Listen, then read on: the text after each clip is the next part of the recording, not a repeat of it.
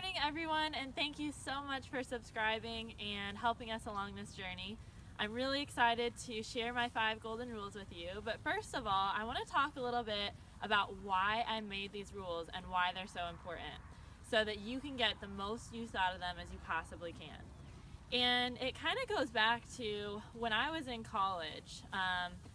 I had to figure out a way that I could organize information. And I attended Purdue University, which is a pretty difficult school, and a lot of the classes would have a curve. So when we went to go take an exam after we got our scores back, there would be a curve so that our scores would be adjusted because so many people were failing the classes.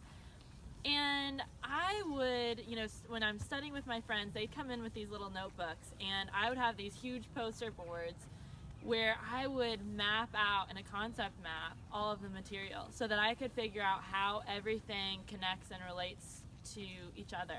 And they would just kind of memorize their notes. So what would happen during an exam is that when they approached a problem where they didn't specifically study that scenario in particular, they didn't know how to answer it.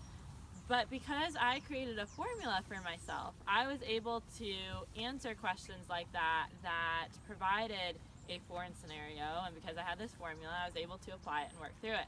I did the same thing with horses with these 5 golden rules. And it's so important because through a video series, through a weekend's clinic or whatever, you are not going to be able to cover every specific scenario that you're ever going to run into with a horse.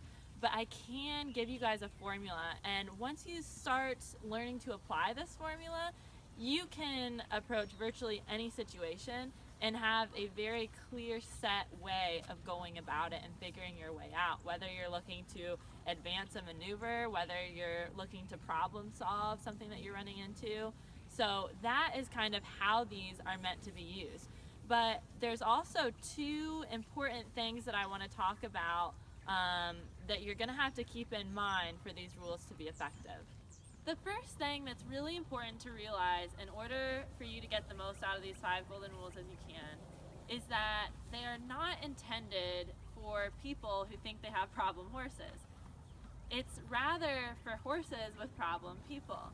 And once you come to this realization and you start to want to change yourself, that's when you can really grow in your horsemanship, because we have to understand that horses don't act badly. They act naturally, and they've evolved to be prey animals that are very highly aware of their environment. They're meant to spook. They're meant to be overreactive. This is how they survive in their world. But our job as humans is to teach them how to live in the human world, because that's where we are now. And the techniques that they've used in the past, that reactiveness and things, is what's going to actually end up getting them in sale pens and things like that. And so it's crucial that we teach them how to be successful in our world. That is what horsemanship is all about. And once you come to that understanding that it's something that we have to change in ourselves, then you can really grow. And I think that we have a tendency to get frustrated when we reach the end or the limit of our knowledge. But if you keep this in mind, when you get frustrated, you'll search for new answers instead of, taking it out on your horse or something like that. It all comes down to how we as people can become better communicators. The first step to any sort of self-growth is awareness. We have to be aware of something going on before we can change it. And being aware that we need to change is, again, the first step in becoming better horsemen and horsewomen. And so how do we need to change? Well, we need to adjust the way that we're communicating in order for the horse to understand it better. And as humans, we have a tendency to have what's called communicative chauvinism, which means that we think that others, animals and other people, think the same way that we do. And there's a really good example that I like to use. If you guys have read the 5 Love Languages, it's kind of a pretty well-known relationship type book. And basically what he talks about in this book is that we think that everyone kind of wants to receive love in, I'm gonna wait for this truck to go by. And basically what he says in this book is that we all think that we receive love in the same way. But he argues that there's 5 different love languages, or 5 different ways that people like to receive love, and it varies from person to person. And so an example would be, I, for example, am someone who values quality time. That's kind of how you win me over. And say that I am in a relationship with someone who is a gift giver. When someone gives them gifts, they take that as, wow, this person really loves and cares about me. So if I'm dating a gift giver and he keeps showering me with all these gifts, he's going to think and be under the impression that he's putting everything he has into this relationship. And I'm there like, it doesn't matter how many gifts you give me, until you get your hands dirty and come spend quality time with me, you're not going to win me over. So then it comes down to, you have these 2 people, and the gift giver is saying, I'm putting everything into this relationship, and I'm saying, I'm not seeing anything in this relationship. And that puts a lot of tension on it.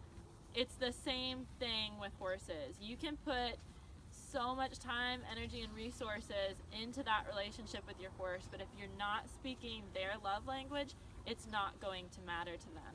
We've got to learn how to speak their language, and in order to do that, we've got to see the world from behind the horse's eyes. And what better way to do that than by studying the Mustang, by studying the zebras, because they are a specific instance or variation of the horse, in case of the zebras, in which those instincts are very, very strong. So if we can learn and take from these guys and apply it to our domestic horses, it's like a breeze. And going with that though, I don't want to alienate you guys who don't have Mustangs, who have, sport horses, who have quarter horses. This is applicable to, he's stretching this morning. That's Tari, by the way. You'll see a lot more of him. But it's applicable to any of these horses, because it's about how can I communicate better with the equine, okay? And so everything that I do, you'll be able to apply to them, and I will be working with a variety of breeds. So just a note on that. But that is the second main thing I wanted to talk about. So now that I've covered those 2 things, that first of all, it's us, not the horses, and that we need to make a change. What is that change? It's that we need to start seeing the world from their point of view and communicate in a way that they understand. Once we get those 2 things, then we're ready to jump on in to the 5 golden rules. The way that these 5 golden rules are organized is by the 2 main things that are required to get any animal to do what you want. First of all, that animal needs to be motivated. They've got to see what's in it for me. The second thing is that you've got to communicate it clearly. They've got to understand what you're asking them to do, right? So rules 1 and 2 deal with motivating your horse. How are we going to motivate these horses so that they see what's in it for them? Rules 3 through 5 are about communicating to your horse. We're going to simplify, refine, and expand our language to get the horse to understand what we're asking.